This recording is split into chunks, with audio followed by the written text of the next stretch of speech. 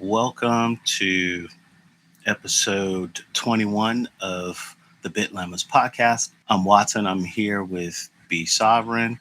And today is a book review of Fair Division from Cape Cutting to Dispute Resolution by Stephen Brams and Alan Taylor.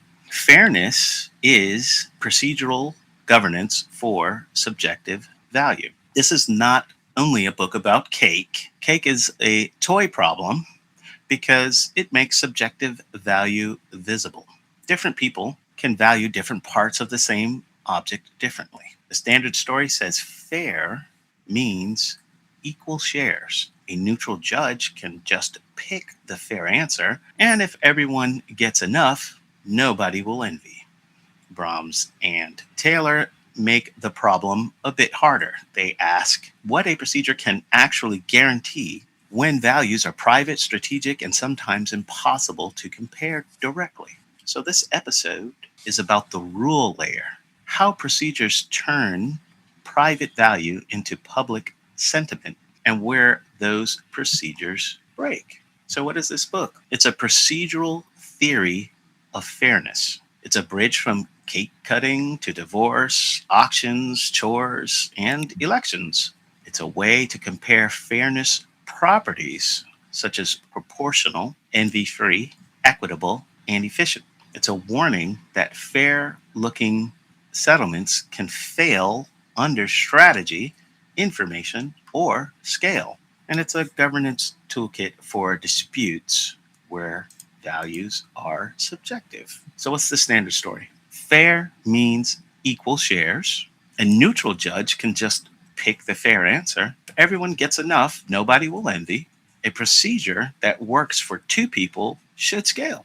And good intentions solve strategic behavior. Now, what's the thesis of the book? Fairness is procedural governance for subjective value. We are going to be reviewing that a bunch. The rules matter because valuations are private. We'll be talking about what valuations are. Proportionality, envy-freeness, equitability, manipulability, and efficiency are different claims. No procedure gives every property in every setting, and a good process makes guarantees, trade-offs, and manipulation risks visible.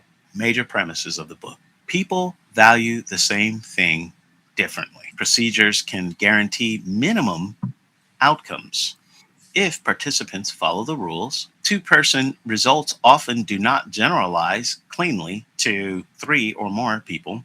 Efficiency can conflict with simple proportional guarantees, and manipulation risk is part of the design, not a footnote. Now, our four counterintuitive truths. Truth number one, fair does not mean equal. Number two, proportional does not mean envy-free. Number three, perfect fairness properties can conflict with one another. And number four, dispute resolution is mechanism design. Now, truth number one, fair does not mean equal.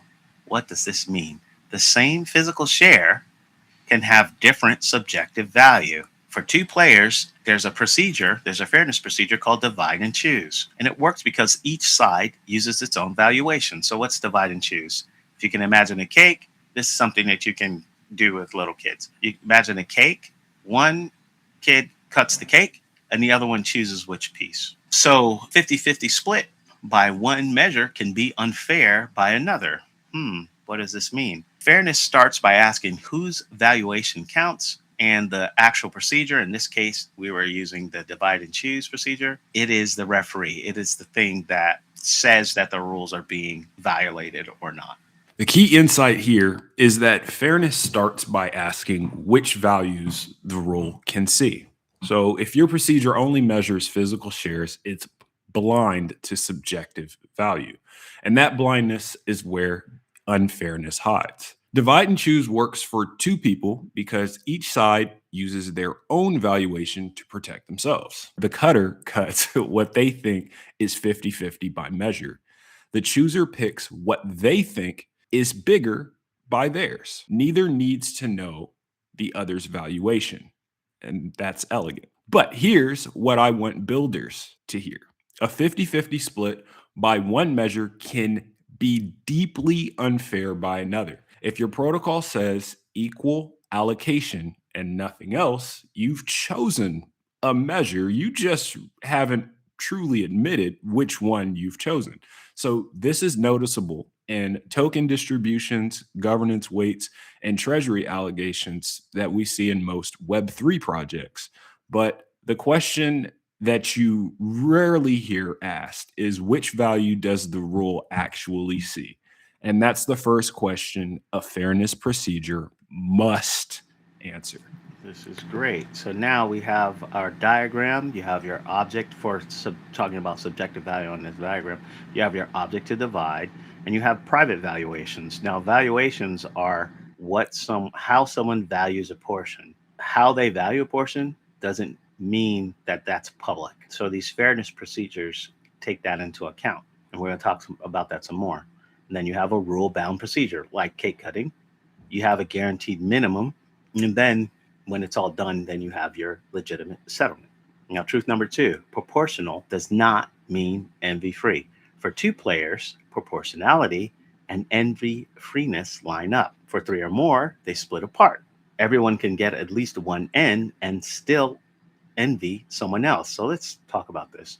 If you have, because it seems very counterintuitive, when Brahms is talking about everyone can get at least one end, he's talking about the procedure that guarantees a proportionality. So what does that mean? In a cake cutting procedure, if you have the first cut and there's three people, so we already seen two, but there's three, the first person can guarantee a 4-inch cut of the cake. Let's say it's a 12-inch cake and it's going to be split.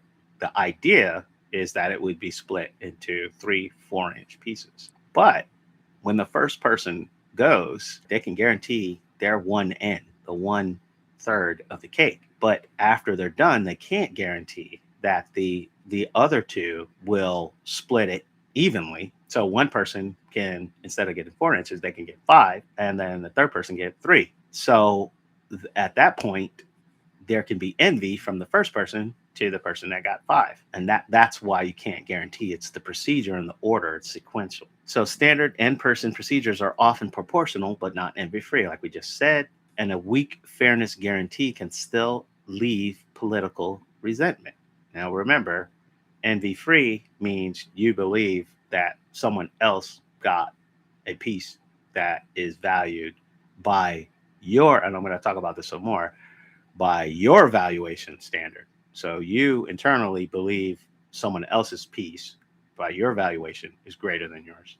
And this is where the two-person intuition breaks, and most people, I mean, would stop following here. But for two players, proportionally and envy freeness align. If you get at least half by your own valuation, you don't envy. But at three or more, they split apart. Everyone can get their proportional share, at least 1/3, 1/4, whatever the fraction may be, and still look at someone else's pile and think, man, I'd rather have that.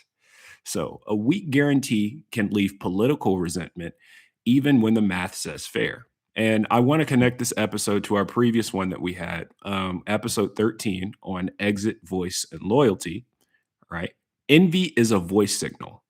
If your procedure guarantees a floor but doesn't address envy, you've built a system where people get their minimum and still want to leave. And that's not stable governance. It is a slow leak.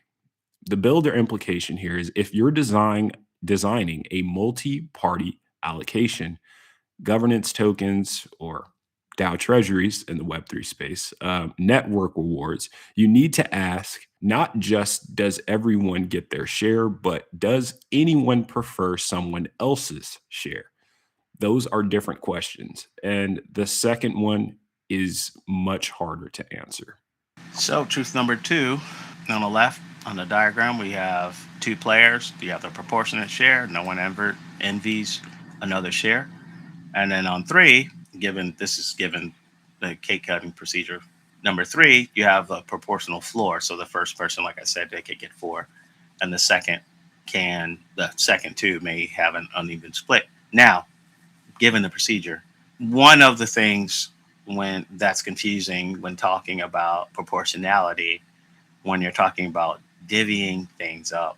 There's one concept called entitlements, and there's another called endowment. So for the entitlement, that's a claim that you come with when you go into the procedure. So, for instance, and then again, when people are talking about fairness, when somebody, especially if you're American, you have internally programmed hardcore efficiency. So no matter what, anything left on the table, we just do not accept that. Another thing is the first thing that someone thinks about with fairness is they'll say, how do you account for risk? How do you account for initial capital put into a thing? So these systems account for that. Under entitlements, if someone was coming into a fair division procedure, one of the thing that they injected cash into the system, that's a claim that would have to be resolved within the system, within the cake cutting, proportionality, and all that. That's a given. Another one is endowments. So if you came into the system and you're bringing something within the system, that's being accounted for. So if you're bringing other types of capital, or the whole system is a point system, all of this, all other things that need to be accounted for, it's what you bring in. They kind of overlap, but you can account for those as well when you're doing the fair division. So I wanted to make that clear. Now, truth number 3: perfect fairness properties can conflict. You have efficiency, also known as Pareto efficiency. You may be familiar with the Pareto principle, which is the 20/80 rule, but and that's a very gross simplification of it. But the Pareto efficiency is something that is used within game theory and is very strict. So it means that if you take an allocation, which means proportions for all the players, it's Pareto efficient if no one can do better. And if one person does better, then no one else can do better at that point. So the allocation can never, ever be to where someone else can do better. So nobody can be improved without hurting someone else, is another way to think about it. Equitability is when the parties receive the same subjective percentage. Another way to think about this is if you are inside of the allocation, you are judging your piece by your subjective value, and you're judging the other piece that someone else was given by their subjective value. Now that's counterintuitive, because you would say, how do you know what their subjective value is? But we do this type of thing all the time, and I'll talk about it in a second. Envy-freeness: nobody prefers another allocation. But within this, if there's an allocation, you are judging someone else's piece by your evaluation. So, for instance, if we do cake cutting and you see someone else has a piece that's 5 inches and you have a piece that's 3 inches, and your preference is for more cake, you could say on the envy freeness, your preference, you look at the 5 inches that the other person has and you say, I like what they have, and I'm envious of what they have. Now, equitability, you may say, well, the other person, I know that they're allergic to cherries, and they have on their piece cherries. Now, it's 5 inches, but they're allergic to cherries. And then my piece is 3 inches. I know that according to their subjective value, they value their piece less than what I value my piece as. So this would be using someone else's subjective value, so valuation according to what they think, and you accounting for that. That's why equitability is tricky, but we do it all the time. Why is it important?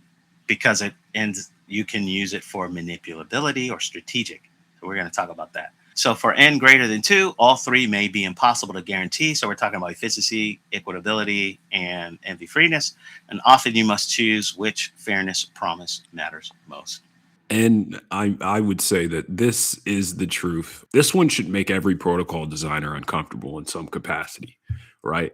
Especially in terms of equitability, right? So the book identifies 3 properties: efficiency, that there no free improvements are possible; equitability, same subjective percentage for both sides; and envy freeness, No one prefers a swap. So for n greater than 2, there is no general guarantee of all three. You must choose which promise matters the most. And we can see this as the fundamental governance question. Which property are you willing to sacrifice? Most systems that we assess will never really ask this. They assert fair and hope that all three align, and they typically do not. So, the property triangle that we're going to talk about on the next slide is your decision space. It brings efficiency, equitability, envy-freeness, and you can't always just sit in the middle. So for builders, publish your property target before deployment. If you can't say which property you're prioritizing, you haven't designed a fairness procedure, you've designed a hope. So we've reviewed the diagram there. So now truth number 4, dispute resolution is mechanism design. A settlement process asks parties to reveal value. So now we're getting into this tension of internal valuation versus a true exposing of valuation and trying to incentivize the exposure of an internal valuation. So the rule converts claims into an allocation. Adjusted winner, we'll talk about in the next slide, can be efficient, equitable, and envy free on announced values. Announced being they're being truthful. And so now we're going to introduce strategy. Announced values can be strategic, meaning someone can not say their true value in order to get an increased portion.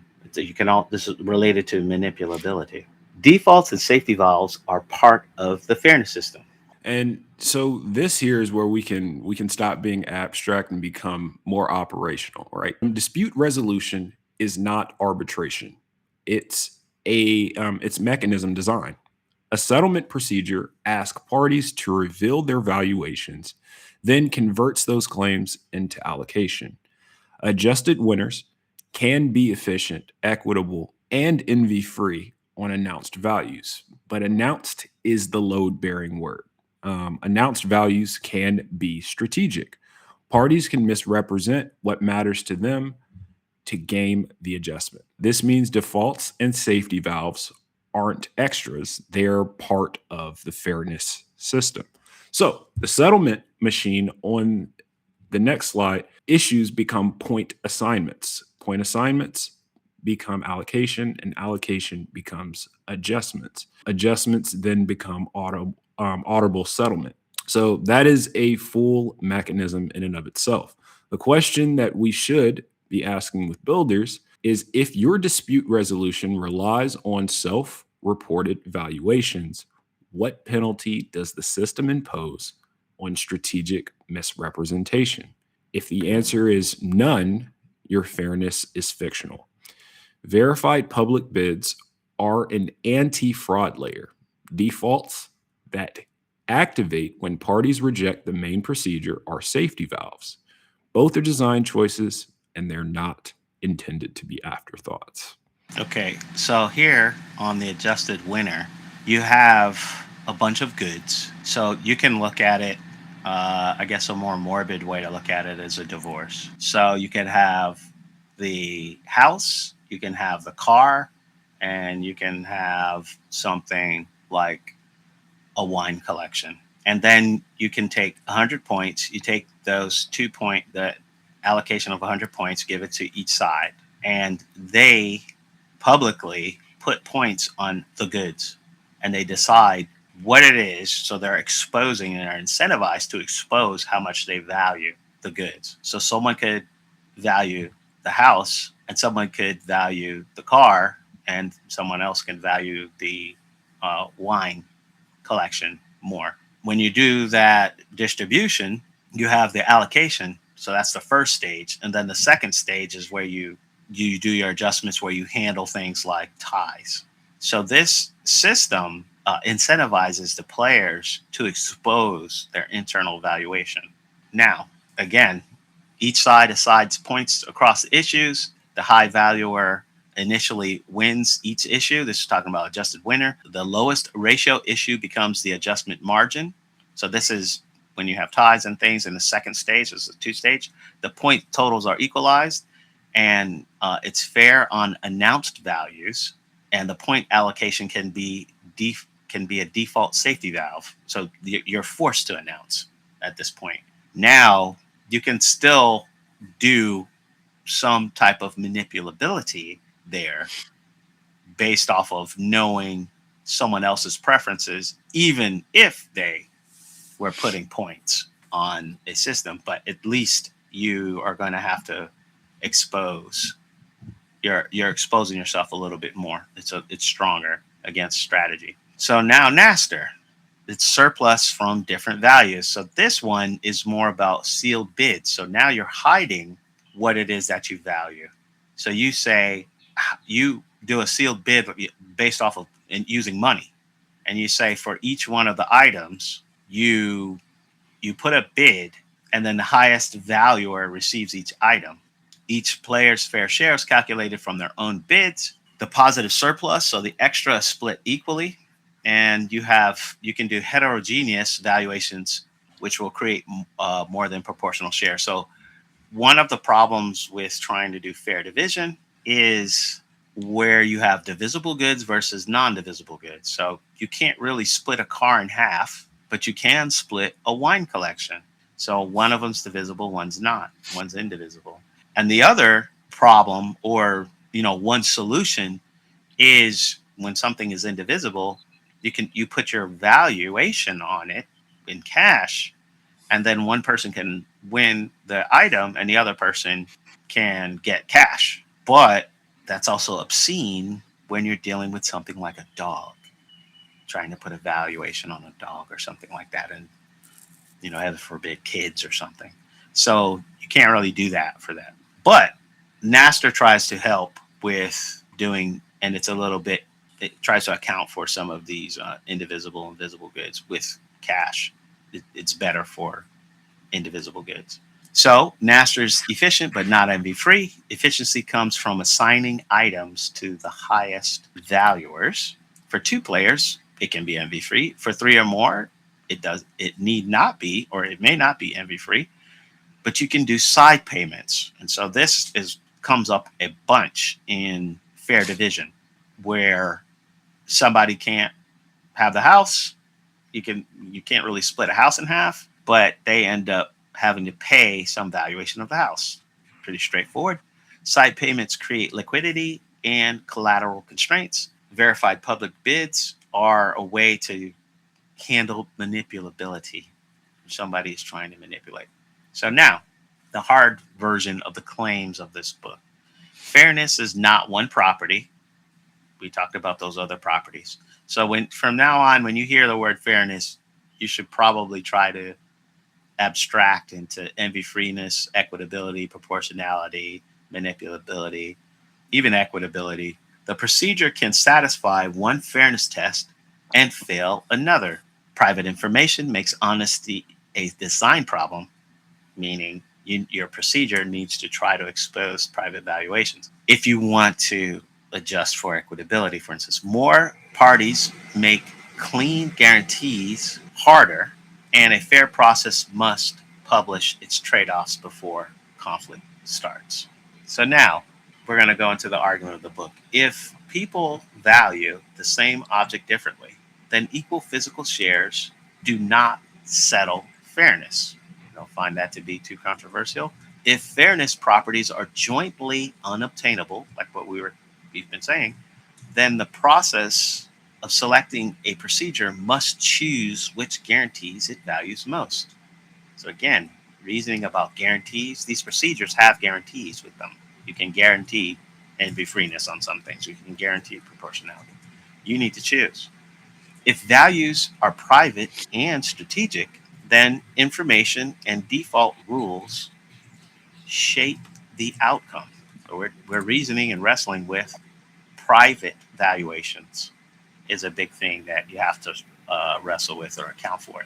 Fairness on announced values may not be fairness on true values. That's where we've been repeating that a bunch. And the strongest use of the whole system is making trade offs explicit before the conflict happens.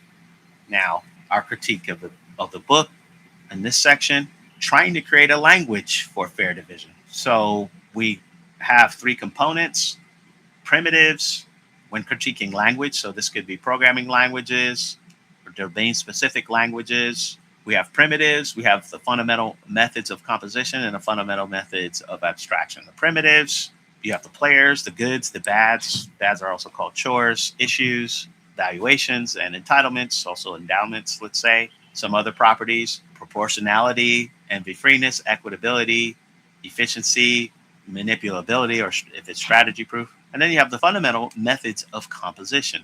So, how are those properties composed in the language? Divide and choose, trimming, Naster, adjusted winner, and another procedure called STV. Then you have your fundamental methods of abstraction. These are the workhorses, and you could look at it as meta composition. These are how you solve problems within the domain.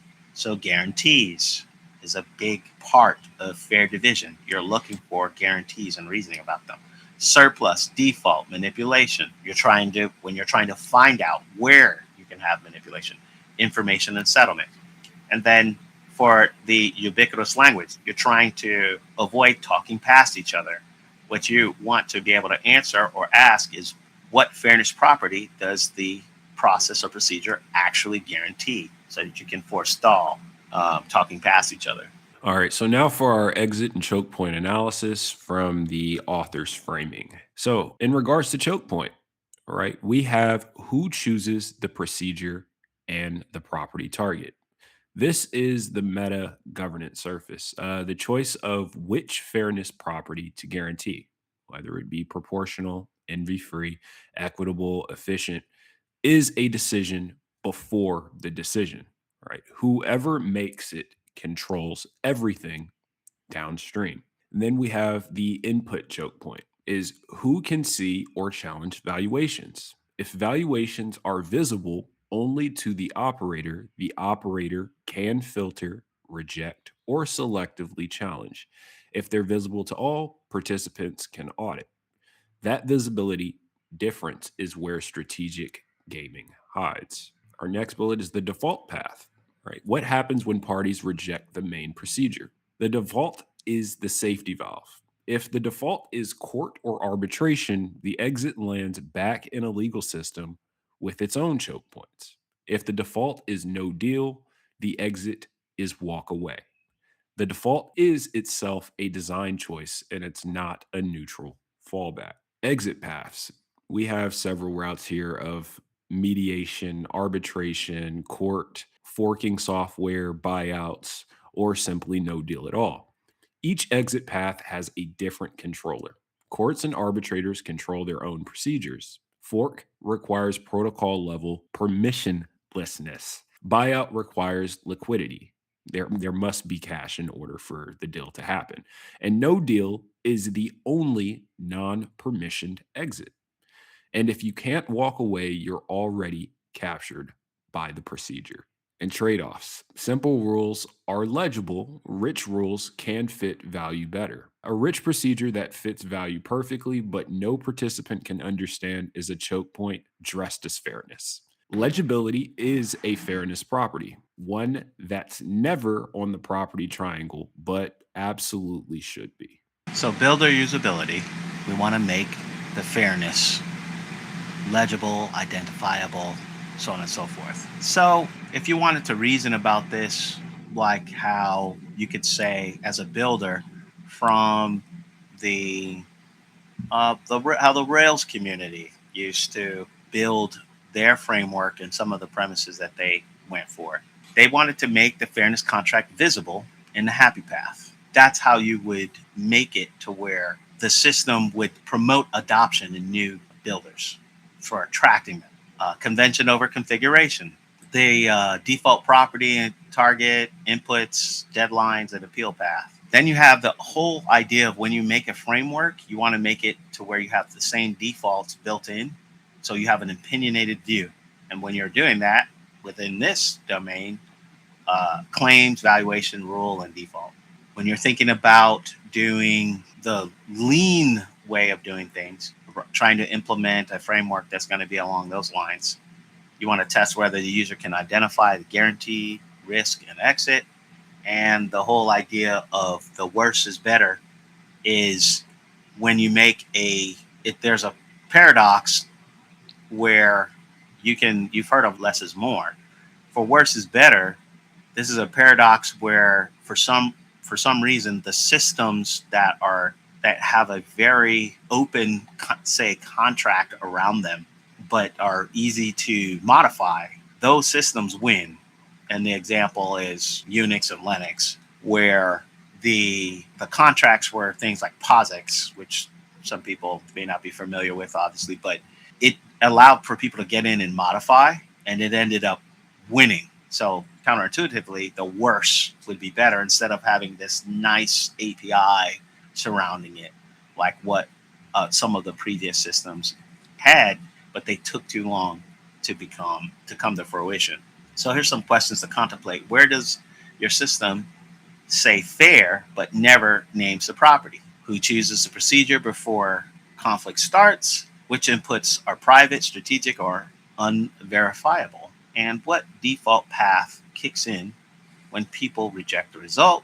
And can users audit the fairness procedure before they accept it?